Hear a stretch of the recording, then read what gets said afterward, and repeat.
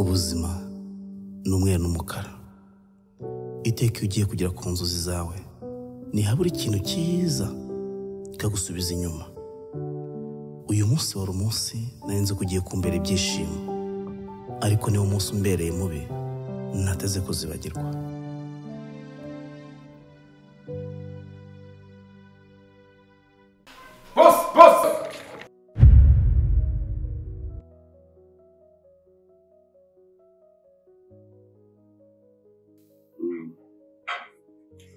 No, it's okay. Neza nta kibazo.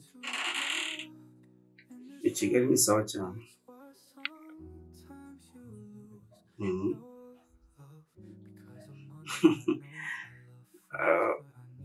Okay. Wataka kuza njani?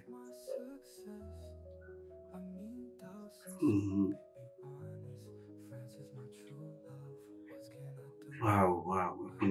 Harabaye rero n'ejobundi. None se tike warayikatije? Urayifite? Okay, it's okay, babe. Niba tukiyifite se ni hageze n'ejobundi ja.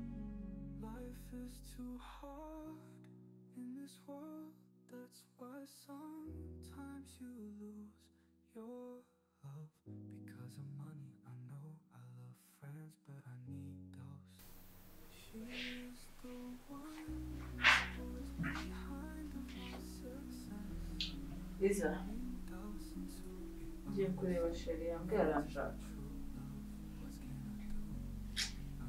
Ako wowe wumva uzabaho gutyo kugeza ryari?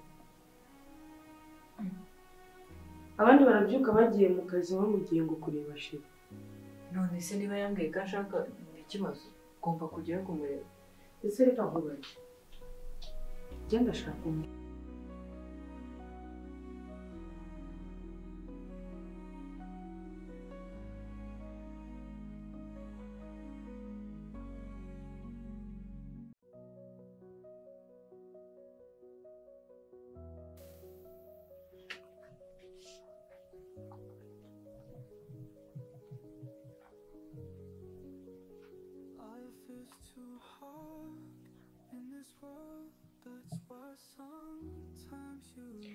Ariko mwana wa nitegereje n'amafoto y'ubukwe bitanibuka mukuru wawe. Bimeze bite? Ko ntacyo atubwira, ko ntacyo atangaza. Yahubwo yagize ngo yarakubwiye, umva yanze kumbwira. Naramubajije, naramwinginze, yanze kumbwira. Amuretse rero. Ubwo se koko nawe ushatse kumbwira ko ntawe uzi? Kama n'ukuri habe n'ifoto niba. Ariko hari umuhungu nshobora kuba ndi gukeka.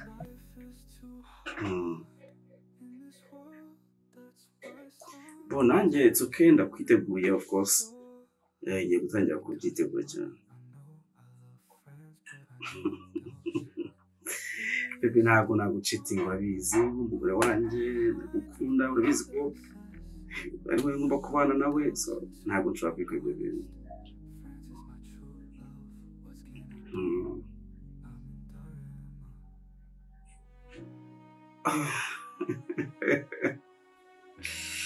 No, babe. Ibyo bintu wivuga n'ugakunda kubivuga. Yeah. Majyandi tayari nta kibazo. Bebe kamubwiza ukuntu naguproposhe, nagusabye kubana nawe mbishaka. Ariko reka nkubwire, iyo utekereje ubona ibyo bintu bizakugezayo mu rugo tukabana.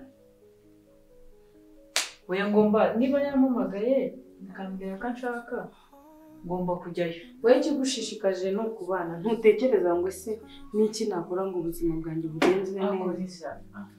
Nzakubwira ryari basi. Ngende kurwana urukundo rwanjye wowe uri murarusubiza inyuma. umva rero mugire inama ibyo wakora byose umugabo n'umwana wumva ushatse wavana amaboko mu mufuka ukaza ugashaka amafaranga kuko nicyo kintu cyonyine iyo ufite kitapfa kukubabaza. Nimba ari we niba atari we sinzi, umuhungu w'igikara muremure ntacyo atwaye urebye ko aramukunda byatari niwe ndi gutekereza, ariko sinabyemeza kuko wa mugani umuntu yahishe ushobora no gutoragura uwo abonye. Ariko se kuri wawe bite?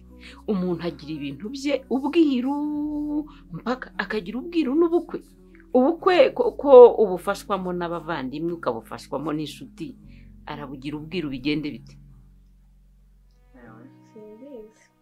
Sinzi icyo ashaka, ariko ibaze ukuntu aba ari kuduhisha. Nese uzabyifasha? Uzi ukuntu ubukwe butera stress? Uzi ibintu byose biba bibusabwa? Nese azabyikorana wenyine? Kurana inshuti nyinshi anagira ngo byibuze ngo nizo ziri kumufasha, twe ntabwo ari kutubwira. Uzi ko wagira ngo tuba tugiye kumutwara umugabo wiwe. Ariko se uyakeka ati wamutwara sinamutwara, none se aramuduhisha ngo bibwirene. Ubu rero ikigusetsa, ubu nta n'umuntu wo hanze ubizi.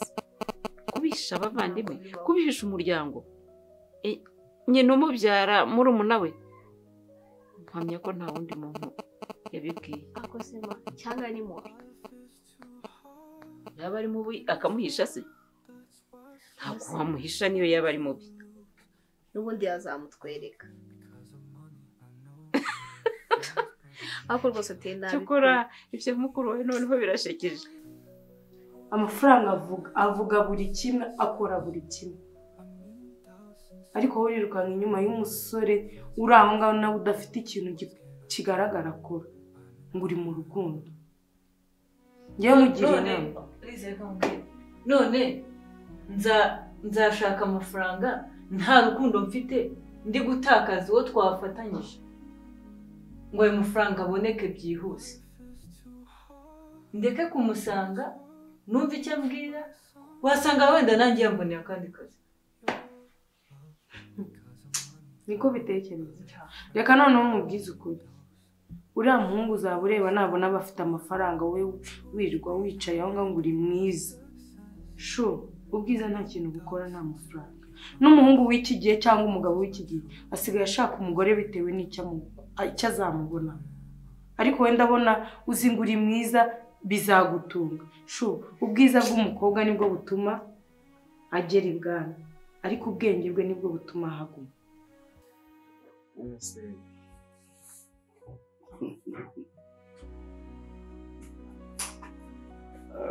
No, pepe ndagufasha. Ntabwo wambeshya, ntabwo wakatisha iki.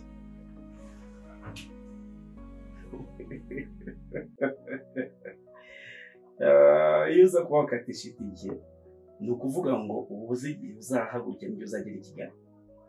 So bivuze ngo numara kumenya gahunda yose, ukamenya igihe uzahagurukira muri Amerika, uzahita umenya n'igihe uzagera i Kigali, uzahita ubwira. No, baby, I love you so much. I love you more than anything.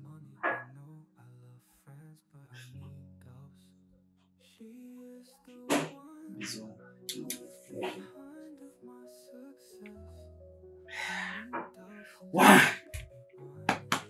Yes. Ubuse uzi ko ameze nk'igihe cyacu. Igihe cyacu umusore mbese umuranga yarazaga akakuranga, agahuza imiryango yombi, yamara kuyihuza umusore nawe akazaza nyuma. Ibyacu byagendaga buke cyane igihe cyacu, bikagenda buke, nta muntu wahitaga guhamagara wenda ngo akubwire ngo ubukwe. Reka da, ntabyo babaga bazi. Umuryango umuhuza abambe umuranga yarashinzwe guhuza imiryango, nawe ukabura utegereje wa muhungu nyine bazaza bakakwereka utamuzi, amukwerekaga nyuma. Ntabwo ari nk'ibyanyu. Ibyanyu nibyo umuntu uhurira nawe muri bisi ati ntabwo ukunze, nakunze amaso yawe, araza mugahita mufatira. naho twebwe ukuntu byabaga bimeze, umuntu yakundaga umuryango, umuranga akajya hagati y'imiryango yombi ayikunda, aribyo yahakuraga amaboko akahakura inshuti ibyo ndabona umwana wanjye yarifatiye nk'ibya kera wagira ubwo se no mu gihe cyawe nawe warabihishe nyine nka gutyo ntabwo napfa kuvuga akandi ku mutima noneho turimo turarenganye duse rero Maduse karame naramubwiye ushatse kuvuga ko nta bwenge mfite mu gihe ndi gukundana na Dave ni urwo rwego usigaye mfataho mu gihe udafite ubwenge bwo gushaka amafaranga ngo uri mu nkundo izo nkundo umunsi zagukubise hasi nibwo uzabona ko urukundo nta kintu ruvuze aha ndi mu nkundo we ntagukundana se sinkubujije gukundana ariko iga no gushaka amafaranga kuko abagabo bari hanze hano nabo barashaka amafaranga siko bimeze nimara kubana na Dave amafaranga azaboneka noneho Dave nicyo kirombo ugiye gutora ugomba kubanza kwishima mbana n'uwo nkunda hanyuma ibindi by'amafaranga bizaza umva ibyo ntibikureba gusa icyo nakugiraho inama haguruka uve muri iyo mikino inkundo z'iki gihe nta kindi zigamije usibye kubabaza abantu ariko byibura wahaguruka ukiga gushaka amafaranga ntawamenya nuko rero ni akazi kawe ujya mu kazi icyo nzi cyo umenye neza ko ngiye kujya kureba Dave nawe ubundi ibyo byo kumbwira amagambo ameze gutyo nta kintu ugiye byampinduraho uraramutse reka nigende Maduse aho mbwira ni ibiki wabyutse mugana umukobwa wawe insoro yose mwari mwayiteruye pe komana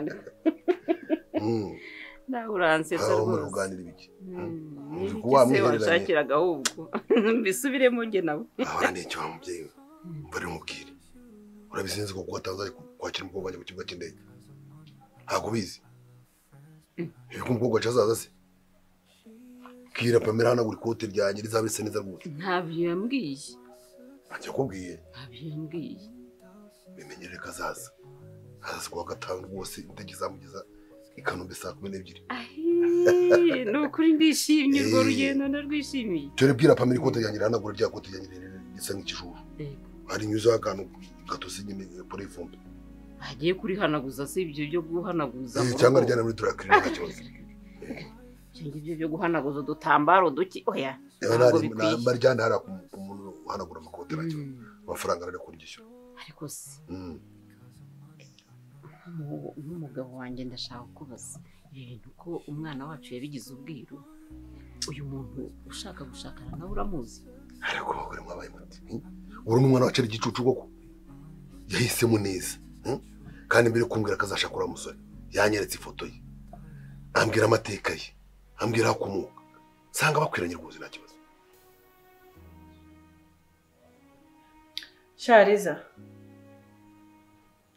amakanzu y'ubukwe niba nzadodesha niba nzagura ariko hari umuntu nta mukobwa ukorera mu mujyi nta makanzu yanyeretse ariko ntabwo ndi kubasha guhitamo kanze nkwereke iyo nge ndi gukunda Liza we bite ako nagushaka guha umuntu amahoro ye nyine ndi kukwereka ikanzu umpitiremo kandi se niba nzambara ku bukwe bwanjye bwawe nande bwanjye na Dave uza nk'umuntu uri kumbwira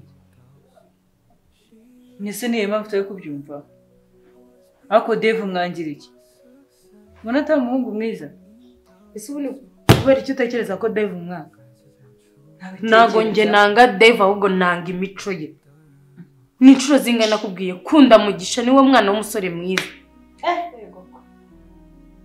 ibaze France na Mugisha ndi mu ikanzu y'umweru France Mugisha bura nta nubwo mu maso yawe witegereza ngo urebe ubwiza bwa Dave uzi ukuntu ari romantike ahubwo wagira ngo uriya muhungu yarakuroze yaraje gushyira ibikarito mu maso. Oya biba muri ibyo ntabwo ari ukundura imitiramo ikanzu kandi nawe uzaba wambaye neza Dave w'imwanga. Umva rero mubwize ukuri. Mukunde kubera ko nanjye mukunda sibyo? Mubwize ukuri. Njye mu bukwe bwawe na Dave sinzaba.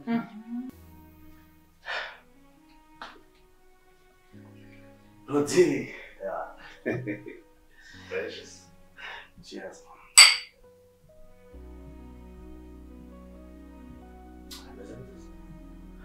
Fresh sound.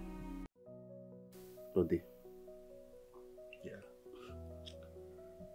Impamvu naguhamagaye rero mushaka cyane. Dusa agiye kuza.